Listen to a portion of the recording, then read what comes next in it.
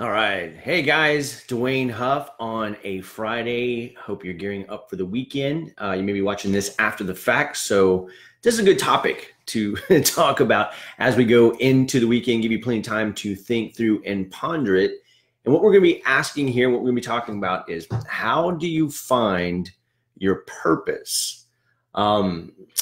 How do you find it? What's your life's purpose? How do you find it? And what do you do with it? And this is courtesy of a good friend of mine, Amber, who asked me to go live and talk about this. And it's a big topic. It's an intense topic. And you know what? There's a lot of frou-frou out there and a lot of ethereal junk, if you will, about that. But I'm going to really expound upon how I was able to do this, how you can do this, and give it to you straight, methodically, and give you a process that you can go through to, if you want, and if you've been looking for, or you've been trying to figure out what is my purpose? What's my life's purpose? What am I doing here? What do I want for my life? And there's got to be more than this, and I want to understand what it is. And this is going to be for you. Again, I'm going to keep it very practical. I'm going to share with you some things that I've done, that I've studied other people who have been my mentors and how they've done it and how you can do it too. But before we jump in there and help you find your life's purpose, if you haven't already grabbed a copy of my book, Write Your Own Ticket, How to Turn Your Passion into Your Profession and Do Work You Love on Your Own Terms, I really go deep in the book about this topic that we're going to talk about right now. But what is your life's purpose? How do you find it? Then what do you do with it? That's what we're going to talk about today. So I could have put together a PowerPoint presentation, which is always very boring and puts people to sleep. But I'm passionate about this, and I wanted to share with you in a different way and kind of keep focused on you. As we go through this, whether you're watching this live or if you're watching the replay, drop your questions in the comment. And even if you spend a little time here and realize that, hey, this might not be the message for me, but you know somebody who could really use to hear what we're going to talk about here, forward this over to them. Like this video, subscribe to the channel, subscribe to or like the page, and do all the social stuff so others can hear this message, because it's a very important message. What is your life's purpose? How do you find it, and what do you do with it? So I'm going to give you a step-by-step process, and I'm going to share with you a story about how this all played out in my life, and you'll know exactly why I am the best person to help you do this. And again, if you get my book at writeyourownticketbook.com, I dive really deep into it. And I'm also going to be holding a training, a class, helping those of you who want to learn and really go from here you are right now to where you want to be with this purpose stuff, and apply it to your life and do something with it. I'll tell you more about that later.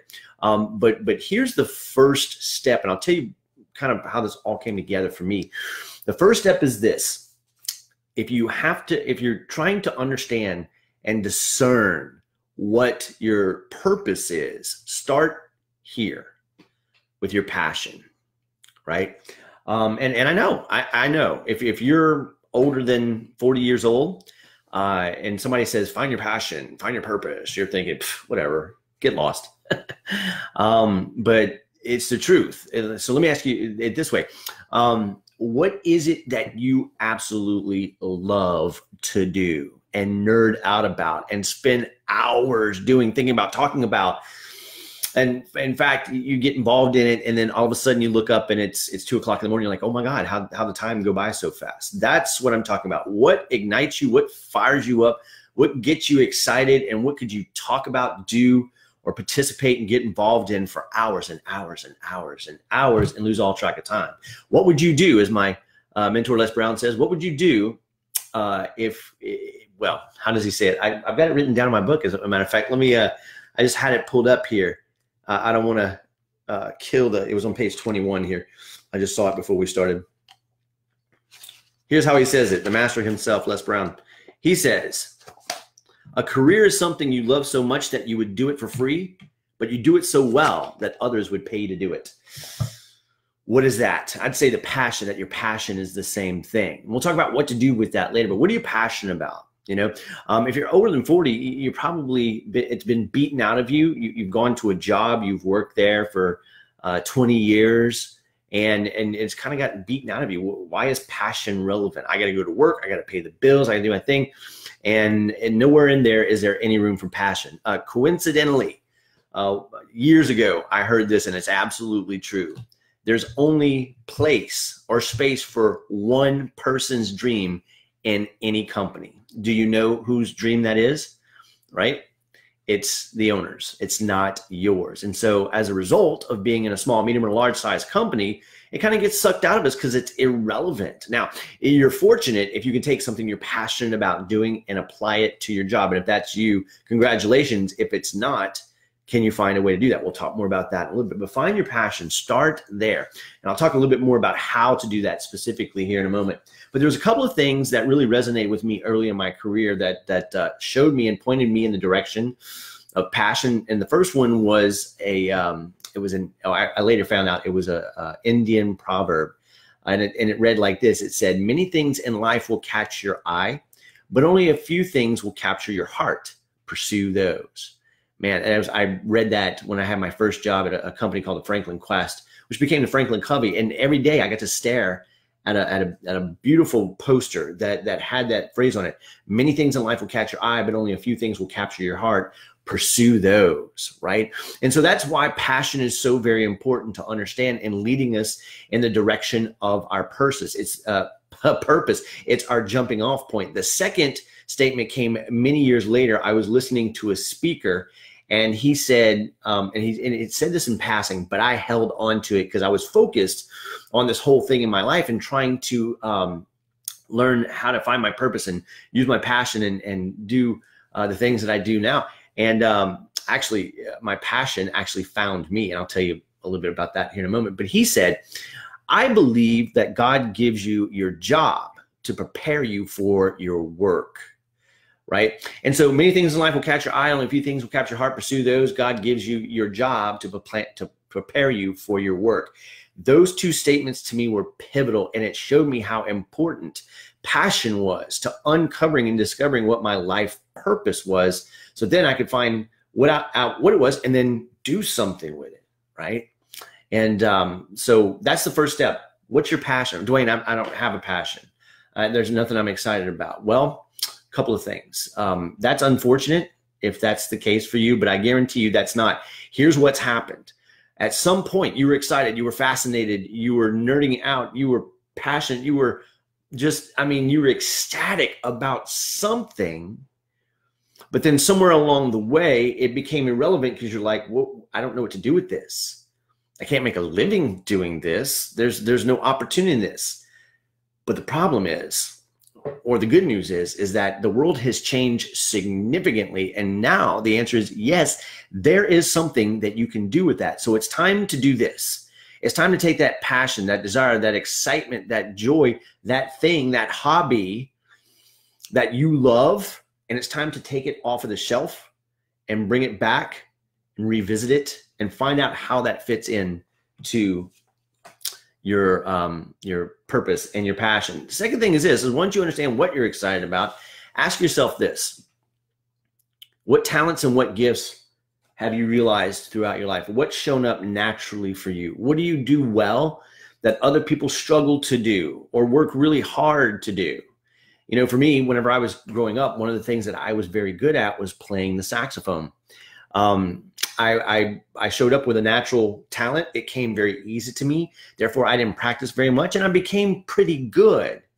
But then whenever I started to be exposed to competition, I had to start developing my skills and my abilities, which is the next thing we have to consider is what are the things that our talents and our gifts will allow us to do if we develop skills and abilities. I heard Will Smith, the actor, Will Smith, Fresh Prince of Bel-Air, Independence Day, you know, that Will Smith, right? I heard him say one day, do not rely specifically and only on your talent, because in the heat of battle, it will let you down. You cannot trust it. You cannot depend upon it. But what you have to do is put legs under it in the form of skills and abilities. So when you look at your passion and it aligns with that skill, that talent, because you're not passionate about something that you don't have the gift or the talent for. It might be a fascination.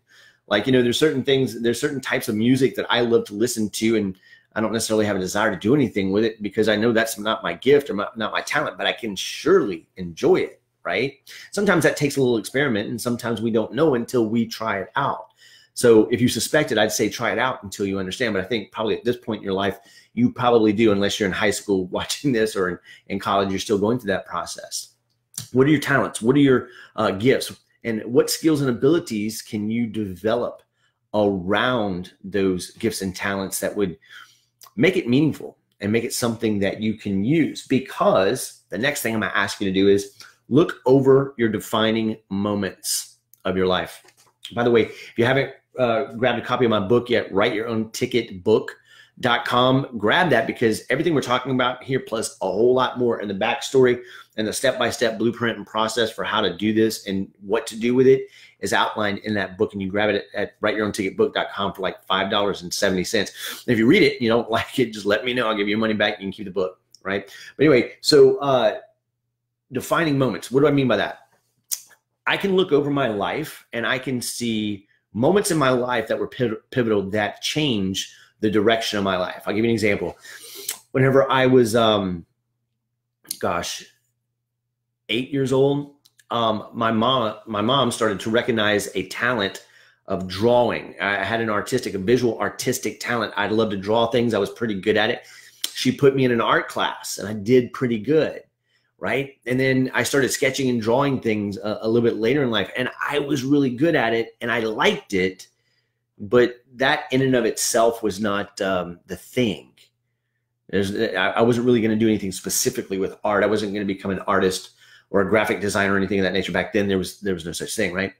But I loved to draw. So my mom put me in a class and I showed some talent, but it necessarily wasn't the thing. Another defining moment in my life is whenever I got to play the saxophone for the first time. Years prior, I had been watching videos. Back in the 1980s, there was, just almost every band had a saxophone player. And that's when I grew up. And so I saw a saxophone player. I was fascinated by it. Finally, I got to put a saxophone in my hand and play it. And to this day, I still play the saxophone. Went through high school, went through college, got my degree in it, because that defining moment showed me a passion for music, right? And it stayed with me, and it became a very centric part of my life, right? Still is. I need to get back to practicing and playing a little bit more than I do now. But then that door that opened to the music world, at one point I thought I was going to be a professional musician or a band director. And hey, John, I see you jumped in, man. If you have any questions, let me know on this topic. I'm glad you're here. Happy Friday to you. Anyway, so I started playing music, and that was my passion. That's what I thought I was going to do. And then I got sent away to a leadership camp. I was coming out of my freshman year, going into my sophomore year, and my band director and my peers kind of tagged me to be groomed for leadership. And I had no idea what that was, right? But I said, sure. And it was a defining moment, because if the camp hadn't been back in my hometown of Lake Charles, Louisiana, I had just been transplanted in high school to Baton Rouge, Louisiana. So I was missing my family and friends. I was homesick. And when the band director said, hey, you want to go and be a leader? I'm like, He says, it's back in your hometown. I'm like, oh, and I went. And thank God I did, because a door opened to me that I never knew existed. I had no idea. I saw a leadership speaker for the first time. And in my mind, I thought to myself, wait a minute. I'm getting closer to graduation, and my parents are telling me that I'm going to have to find a job, do something with my life. And I thought to myself, man, I don't know if I can do what that guy's doing, but here's what I notice. This dude is getting paid to get us fired up, to run his mouth, and to draw pictures. I'm like, I can do that, right? And so a defining moment happened in my life, because a door opened based on another love that I had, right? And the rest, as they say, is history. This is what I do full time now. It's what I'm passionate about: inspiring, uplifting, directing, and helping other people through the spoken word. For the past 10 years, that's been my full-time profession, going out across the country, speaking to people, inspiring, teaching, and doing exactly what that leadership speaker did for me when I was 15 years old. Now, like so many people, I didn't know how to do that. Google wasn't invented. It was very hard to find mentorship in that space. So whenever I went into college, I didn't know how to be a speaker. And my parents were like, you need to find something that's going to pay the bills, right? So I did what any logical, reasonable person would have done. I majored in music. That was a joke, by the way. Right. And so I was ambitious, because when I went to college, I crammed 4 years of college into 6. Don't do that. Well, you're probably past that. But anyway, so the point being is that I didn't know what I wanted to do. And here's where the next defining moment came. I was 21 years old. I remember specifically, I was getting closer to graduating college, and that was questionable if I was going to be able to do that or not, because I hated it. And you know, so many times we push our kids in the direction of college, and it's not necessarily, sorry, I've got people outside my window that's distracting me, squirrel. And we send our kids away to college and force them down that path. And especially in today's day and age, that might not be the right path, right? You know, and there's so many other options and opportunities, and the world's changing so fast. And I got my college degree. I finally graduated 6 years into the game. But at 21, when I was 2 years out from graduating, I didn't know what I was going to do. And so I said, I got to find a way to make some money. And then another defining moment happened in my life when I was exposed to entrepreneurship, and I was fascinated by it. And I spent a little time when I was in college doing some marketing and selling and trying to promote a couple of different products, and it worked. And I got fascinated by it. But then my mom's like, you need to get out of college. Stop doing that. You can do that when you graduate. So I kind of put that on the back burner, graduated, and then went into sales. But the entrepreneurial spirit was born inside of me. That was a defining moment. And I showed that I had a little bit of talent for it, right? Then years passed. I'm in a sales role, and I was sales for 14 years, but I was still frustrated. I still wanted to know my life's purpose. What was I passionate about? What could I do? And I remember very clearly my wife and I were sitting down having a conversation over brunch. We were at Disney World, just she and I, before we had kids. Yes, we went to Disney World before that. And another defining moment happened, because I started talking about my frustration. I said, you know, I've got dreams, I've got a vision that I want to accomplish, but I don't know how to make it happen. I just don't know. It doesn't make sense.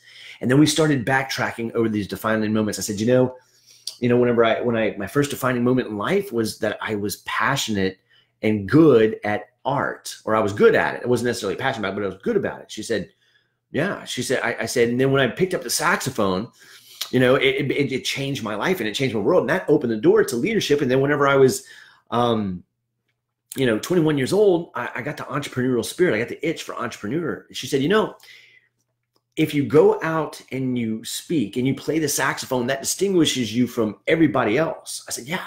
And if I do it enough, it becomes a business. She said, yeah.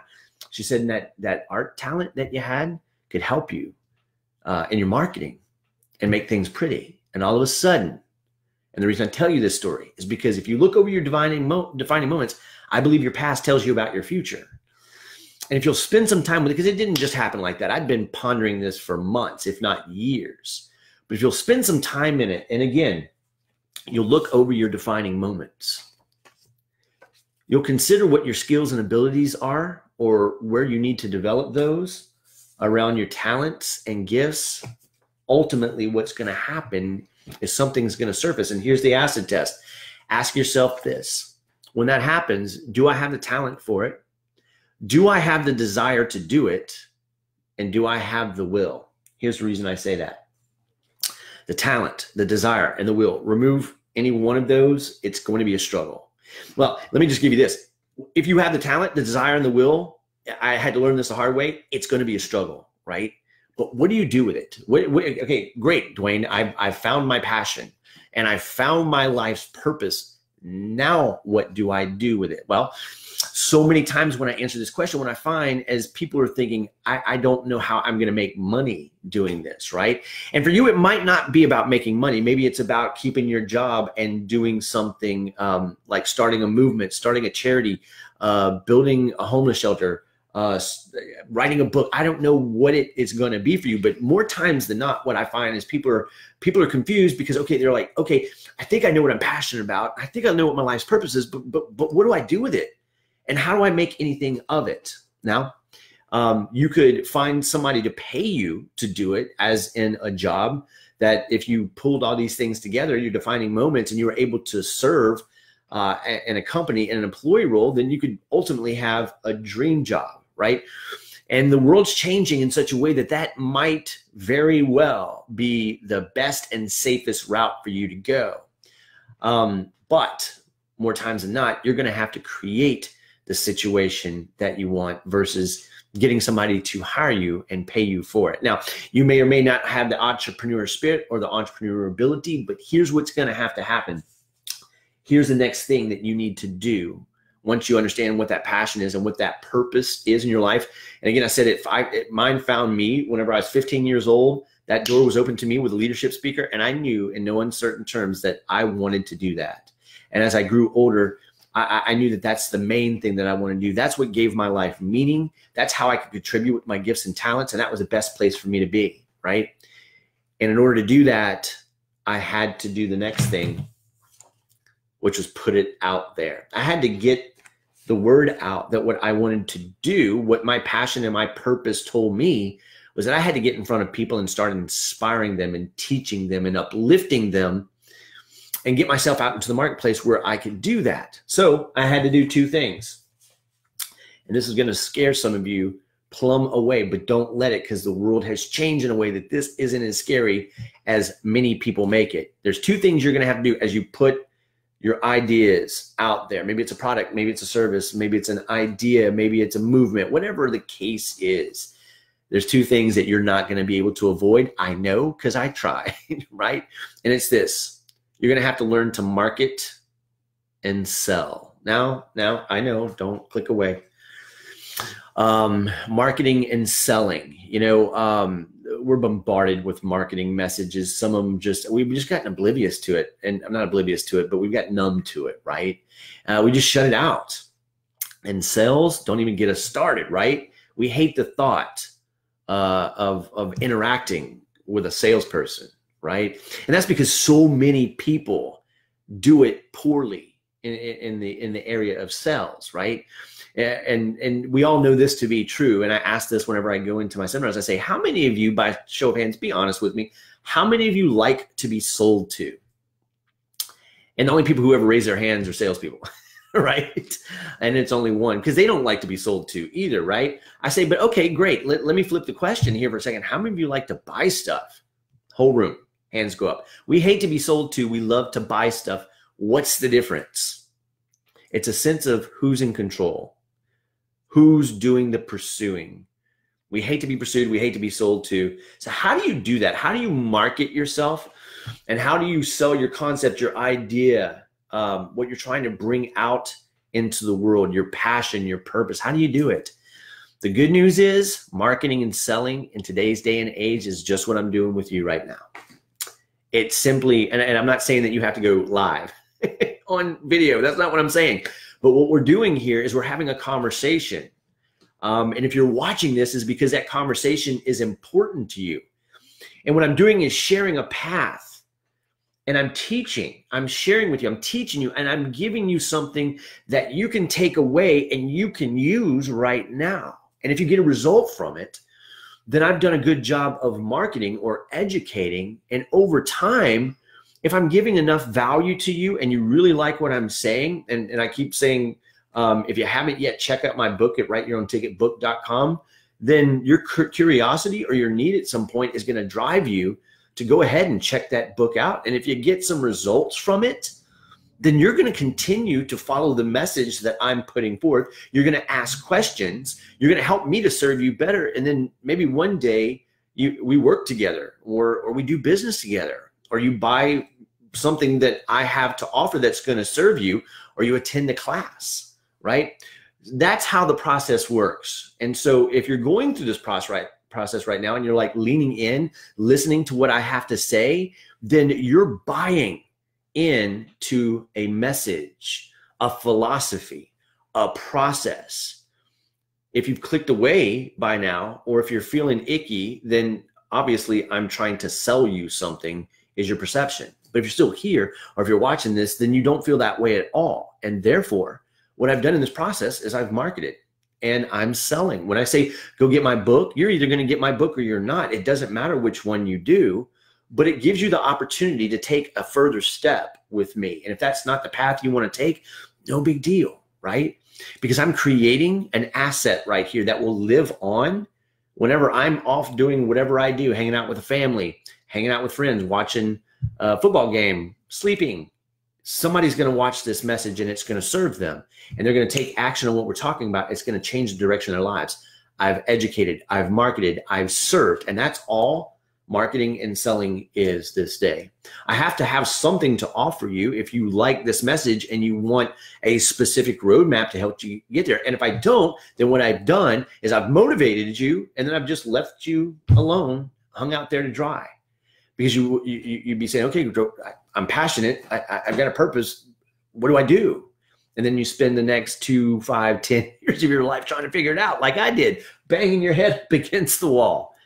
Well, that wouldn't be very fair of me, right? And so marketing and selling is something we all have to learn, but it doesn't have to be pushy, slimy, sleazy, used car, aggressive. That stuff's over. It's gone. And I've built a business, and I've been in business for myself 10 years where I've had to market and sell, and I refused. Even when I was in my sales career, 14 years, I refused to be that. But I realized that if I understood what people were looking for and what they valued, and I was able to help them get it or get more of it, then naturally the business would come. And that's what I'm talking about. So when you find out what you're passionate about and you start looking over the defining moments in your life and the skills and the abilities that you have, and you start to think through how they all come together, and eventually it will, then all of a sudden you have to ask yourself, okay, great. Now I'm clear on what it is that I'm passionate about and what my purpose is. Now, what do I do with it? And then you have to go and put it out into the world. And then you have to learn how to market and sell yourself, because if you don't, nobody will ever know what value you can bring to them or to the people that they know. So that's it. That's the process. If you want a deeper dive on that, writeyourownticketbook.com, buy that book for $5.70.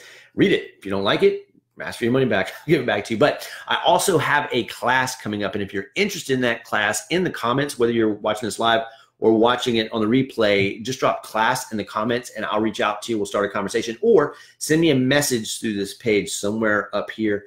Or even if you're watching this on YouTube, you can leave a comment and I will see and I will reach out to you. Or if you're so inclined, you want to shoot me an email, Duane, D-U-A-N-E, at rduanehuff.com. R as in Richard, DUANEHUFF.com. One of those ways you will get to me. We'll start a conversation, and I'll tell you about the class that I have coming up, where I'm going to take the principles and the concept in this book, walk you through it, take you by the hand, and go step by step, helping you get clear on what you're passionate about, what your purpose is, and then what are the possibilities of putting it together in a product or a service. Package it in the right way, bring it out to the market, testing it, iterating, and get it what it needs to be so it can become a viable product, service, side hustle, or full-time business for you. Because unless you can find someone to hire you to do that thing, you're going to have to create it for yourself. That's why this book is called Write Your Own Ticket. Turn your passion into your profession and do work you love. And that's my favorite part at the end, on your own terms. And we live in a day and age today where on your own terms is going to become more and more and more commonplace. I've been doing it for the past 10 years. I study people all the time who do this full-time for a living, do a lot of great things full-time. So I've even started this year working in the area of consulting. So taking small, medium, and large companies through a process of strengthening their companies, increasing the growth, value, and profit of their company. So I'm seeing a whole different side of business. So I can take you from wherever it is you are right now to wherever it is you want to be on any level, even especially if you haven't figured that out yet. And one way I can do it is through my book, writeyourownticketbook.com. Grab a copy of that in a class that I'm going to do here really soon. So if you're interested, reach out to me. I'll give you all the details. You can get enrolled in that class, and I will gladly serve and be there with you as your mentor. So again, drop any comments or questions that you have about this topic. If there's something you want to know, I'm going to go live on a regular basis to answer those questions, and I'd love to answer your question, but I can't if you don't drop it in the comments. So be sure to like the page, subscribe, share this message with anybody you know who would resonate with this or who really needs to hear it, whether they're in high school, in college trying to figure out what they're going to do with their life, or they're, later in life and they're looking for their next move or their next opportunity. Here to serve them too. Have a great day. We'll talk soon. Stay tuned as I will go live, and I look forward to hearing your questions. Have a great day, guys. Bye-bye.